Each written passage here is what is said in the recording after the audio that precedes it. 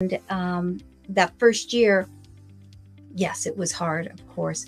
And there was a lot of long hours and of course, balancing being a mom and even just trying to keep fit and healthy and then start a business. But, it survived, obviously. So, and here I am. So yes, it was all good. And let me ask you, where did that mindset come from? Because, a lot of people don't have that mindset out the gate. I'll just give it a year and whatever happens, at least I tried. Exactly. Well, I don't, where did that mindset do I think maybe sometimes it can be just in your DNA, like maybe you're born with it, because it's true. I think a lot of times people you meet, some can be very positive, some can be a little bit more draining. So it could be that, and maybe it's my particular personality. But I know in life, a lot of times things can bring you down. And so, as I was telling you, life happened and a lot of things did bring me down eventually. And then I started to have negative self-talk. And I think what happens is you start to become a victim. And I remember I did that for a while. And it really is a downward spiral when you start to talk. It's negative self-talk, or and you blame anyone else but yourself. You don't look into yourself as to, what can I do? And bring yourself out of it. And as soon as I changed that, I saw my life change. Hello, everyone, and thank you for joining us for another episode of Entrepreneurial Truth. Today, we have Tina Burke from Burke Recruiting, and she's here to share her journey, where she is, and give an insight into what her journey looked like as an entrepreneur. Tina, happy to have you on today. Thank you. So nice to be here. Awesome. Can you start by telling us a little bit about yourself and where you started? Oh, sure. So my career that I started with was in accounting. So I am an accountant by trade. So that's what I did for quite a few years. And then one day I was recruited and asked if I would like to try recruiting. So recruiting is, and it was more in a sense of what traditional people think of, like a headhunter. And so I thought, okay, well, and it would specialize in accounting. So I thought, you know what, I'll give it a try, like even just 1 year, and I can always go back to being an accountant. And so I gave it a try and I never looked back. So from that point, I mean, I loved it. It was more like I could tell this was what I was meant to be. But I could still use that accounting and all the education and training and everything else that I had gained. So I didn't feel like it was a waste of all the many years of school. so, so then I did that for 5 years and I grew and I was very successful at it. And what happened after that is I had a child. So that was the pivotal moment in my career where I was like, oh, I don't want to leave my baby at home, because there was one trip in particular where I had to leave her, and I'm like, I'm never doing that again. So I decided to start up my own recruiting firm. And gosh, that's almost 24 years ago now. And so it's a boutique recruiting firm, again, specializing in accounting. And we're here in Vancouver, BC. And so did that for many, many years. And then life happened, my goodness, so many things happened. And what brought me down the journey of where I'm now, combining some more like spiritual. So I got into some Feng Shui and everything else. So now where I'm at is I did a lot of training and soul searching.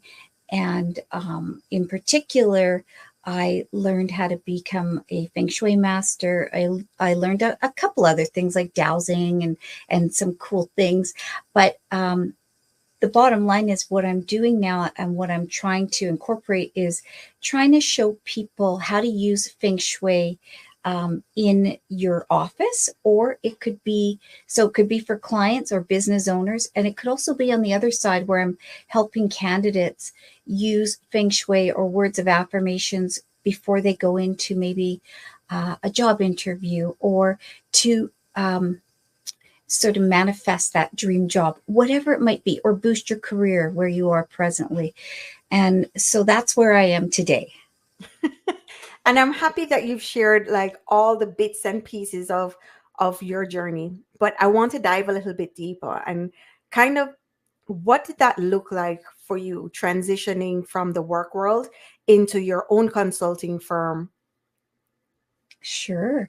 So at the time, gosh, it was when I decided to go out on my own, I was like, okay, this is it. I'm going to do it. And I'll tell you, at the time, people thought I was crazy because I was very successful. I was doing well. I just had a new baby and just bought a home. Like, just, it was like everything was happening. But I would just felt such confidence that, I've got to do this, and I'm going to do it. And I just didn't have any doubt in my mind. So it was such a positive mindset at the time.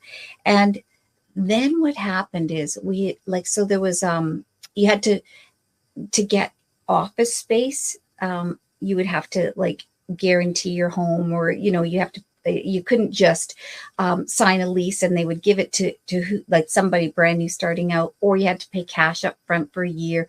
So I remember having to do that and going, oh my gosh, I'm using up all my cash. But then what happened was 9/11 hit. This was the year we started our business. And I was kind of like, then the doubt starts to come in. And I'm like, oh my God, I'm starting in the worst of times. Like, and I was like, oh, well, you know what? I got to try. Just like I did when I started my first year of recruiting. I was like, I'll give it a try. What the heck? I can work as a barista somewhere if I have to. Like, I can do whatever I have to do, but I have to try this. I've committed.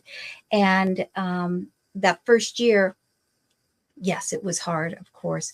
And there was a lot of long hours, and of course, balancing being a mom and well, even just trying to keep fit and healthy and then start a business. But it survived, obviously. So, and here I am. So yes, it was all good. And let me ask you, where did that mindset come from? Because, a lot of people don't have that mindset out the gate. I'll just give it a year and whatever happens, at least I tried.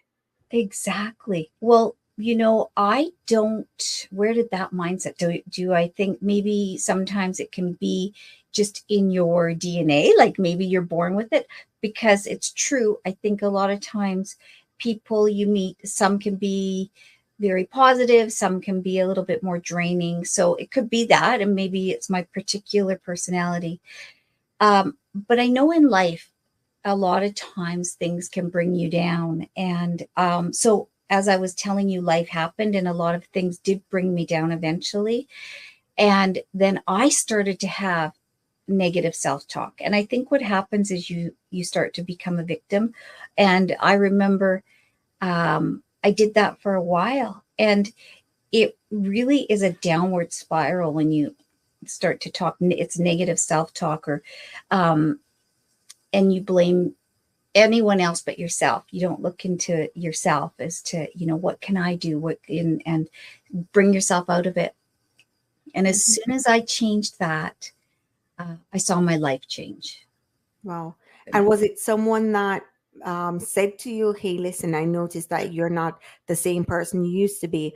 Or was it a change that you noticed in yourself and said, you know what, I need to find someone to pull me out of this space? Well, I think well, there was a couple things that happened.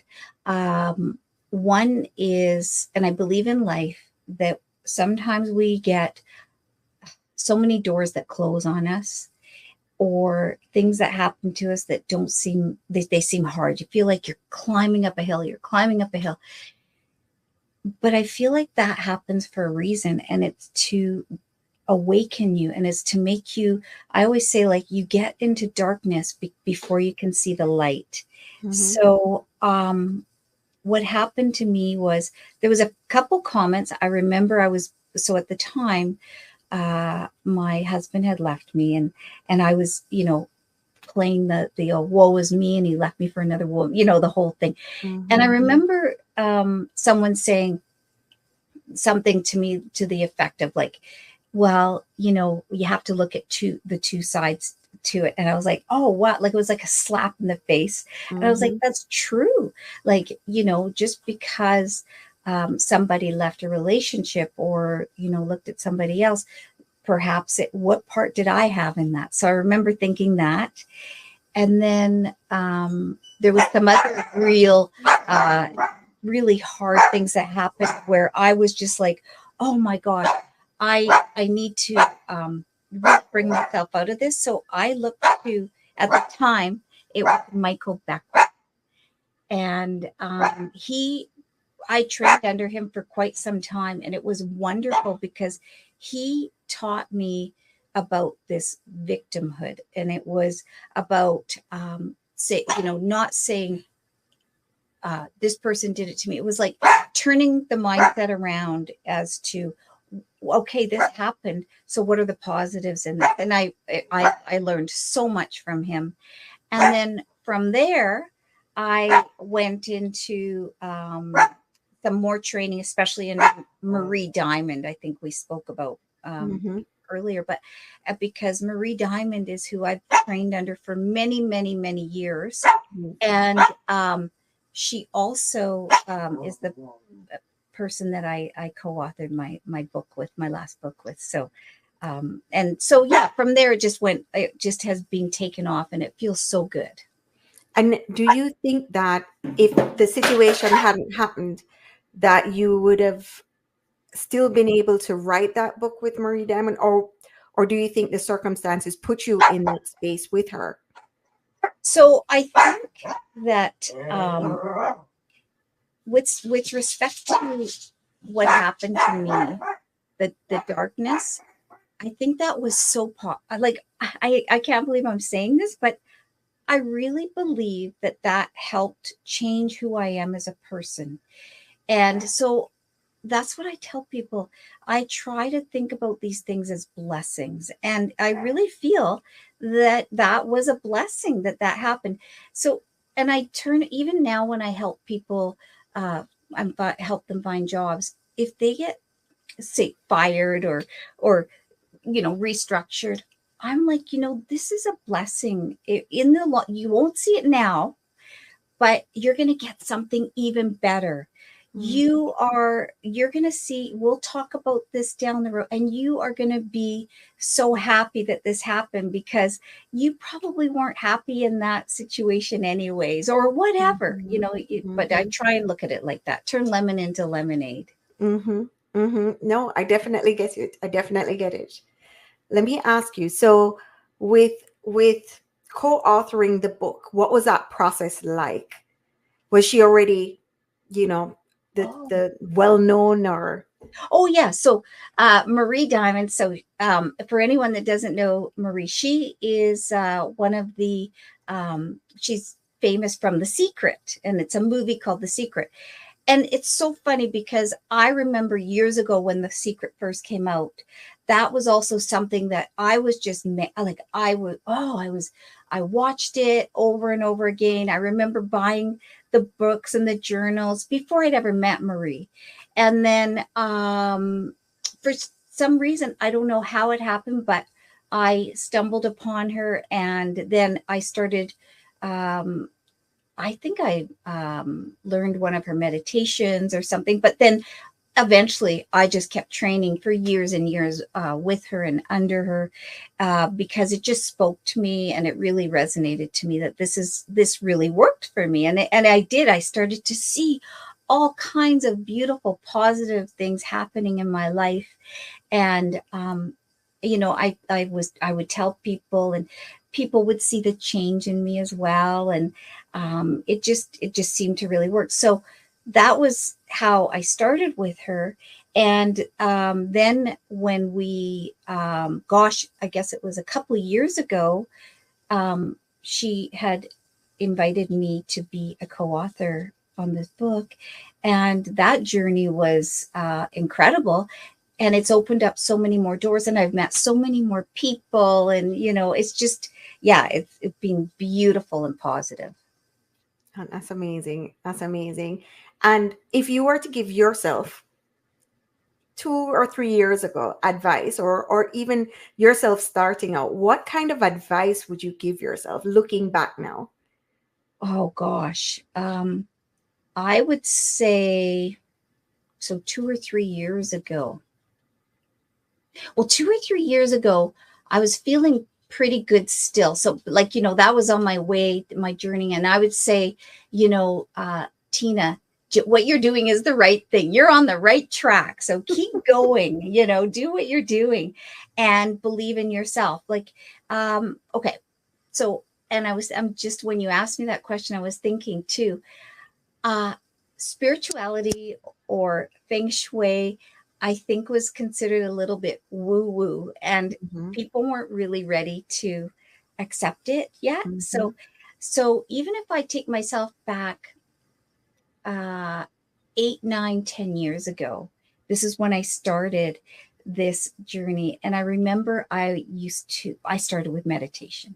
And even then, meditation was even considered like, people were like, what are you doing? And it was almost like you had to hide it. Hmm. So I would like hide in my car and meditate there, or go in a back office, because I just didn't want to tell people about it, because I didn't want to be judged. Right. Right. But so I think, if I was to say anything to myself, it's like, don't be embarrassed. And what I want to do now is to tell people, like, this is so positive for you, and it's only going to help you, and it makes you feel so good.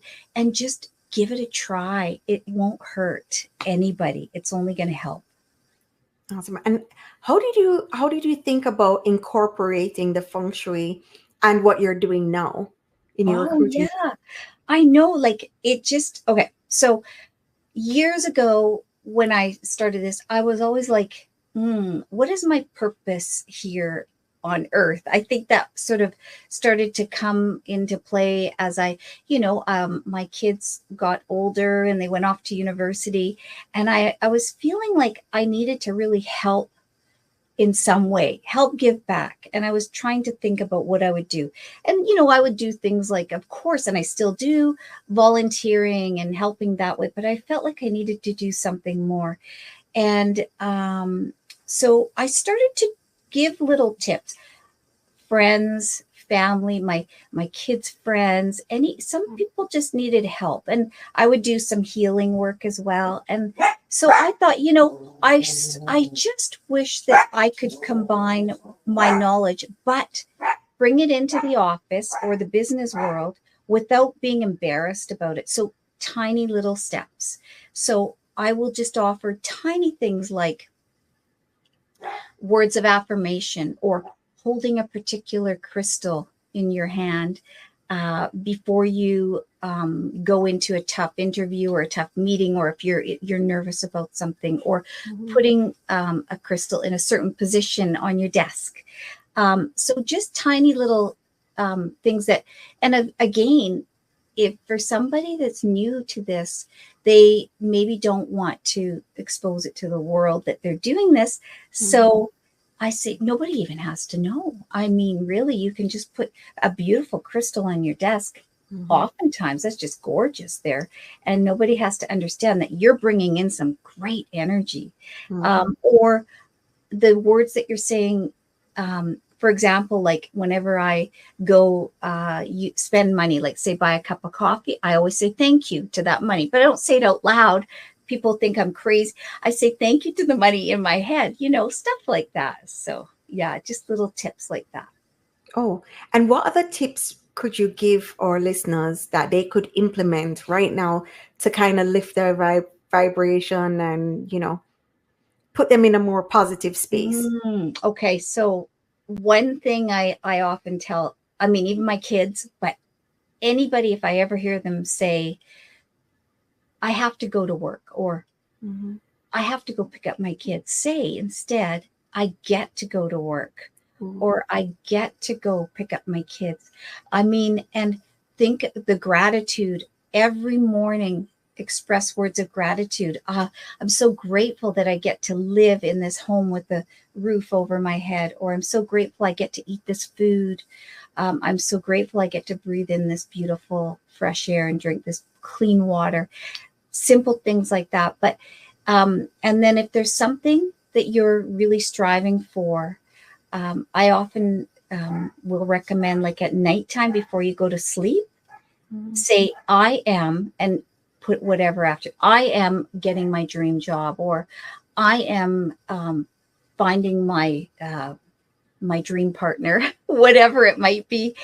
Say it 9 times, and then go to sleep, and just consider it being done. Oh, and is there anything with that number 9? Why you Yes. chose it 9 times? Yeah, so 9 is in Feng Shui, or even in if you go back to the ancient sort of Chinese um, philosophy, it's 9 is sort of unlimited, so it's unlimited times. Oh, oh. And does your book cover all these strategies, tips? What is your book about? So the book that I co-authored with Marie is more about a compilation of entrepreneurs, but they're globally conscious entrepreneurs. So we're from all around the world, and we all talk a little bit about our journey. And the book that I'm working on right now will be different. It will be my own, and it will be combining Feng Shui and the office and business and tips. So this will be a little bit more on that side. Yes. Oh, and when do you expect it to be out? When can we Oh, look for it? yes, for sure. It's got to be next year. I'm hoping early next year it will come out. Yes. Oh, and have there been any challenges with writing it? And what do you like about writing? Well, you know what yeah, it's so interesting. I never thought I would consider myself an author. Uh, I love it. And what I do is as soon as I have thoughts, I write them down, right? And then I compile them. And the challenges is just time, really. I need more time, more hours in the day. Yep. Yep. I can definitely see that. I can definitely see that. And I know everything that's a labor of love takes time, you Yes, know, it's true. even in the whole business development and business journey. So combining your business and the feng shui, how much of it is more feng shui now versus before? Mm. So in my office, everything is feng shui. At my home, everything is. And everyone I talk to, I'm like, do this. Okay, do like if I walk into an office, I won't go crazy and go, oh my gosh, why is your desk facing that way? Like I won't go right away in, but I might give some gentle little, oh, Nudges. these dead flowers, you may want to think about throwing those out, because that's not giving a good sign, to the universe. But so in my world, it's like of everything's feng shui, because even I go a little deeper. I mean, advanced feng shui is getting into flying stars and all of that, and different years and months, and so I do apply that for sure. But what I'm doing and putting out there in my business world, it's very small right now. I've just started. I've started a TikTok video thing I do daily, where I give tips, and some YouTube videos, and I put it out on my LinkedIn, but really just starting with this.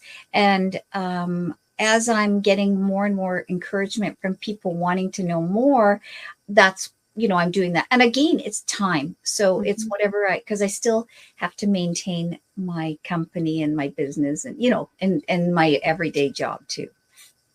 I hear it sounds a lot. And I mean, I've often thought about that too. Even in the placement of my desk, I think about it. I'm like, I know I'm supposed to be facing the door, but I'd really, really get more light if I face another way. the conflicting views, right? If you, for example, want to be in a space where you have more light coming in, is it worthwhile switching the position, like looking through the door, or is it okay to turn your back to the door if you need to get more light? 100% always facing the door. I mean, if that's your power position. And I think about this, or I try and tell people, if you think about a king and a queen that are in their throne, they're sitting there, they're always facing people coming in towards them. So also think about it as a business owner or somebody sitting at their desk. They're watching their clients come in towards them. They're watching the business come in towards them. So add some lights, for sure. But I would say definitely that's your power position. So that's your number one. Wow. Thank you so much for those tips. And are there any other tips that you think would be helpful in terms of growing a business? So there's, if you have any clutter whatsoever, clean it all up, because clutter is stagnating your energy. So I would say, especially at the entrance to your office or your home, it doesn't matter, either or. Look at what's at the front door. So clean up any, especially never leave garbage there, or dead plants like I spoke about earlier. And lighting, as you spoke about, make sure you have good lighting.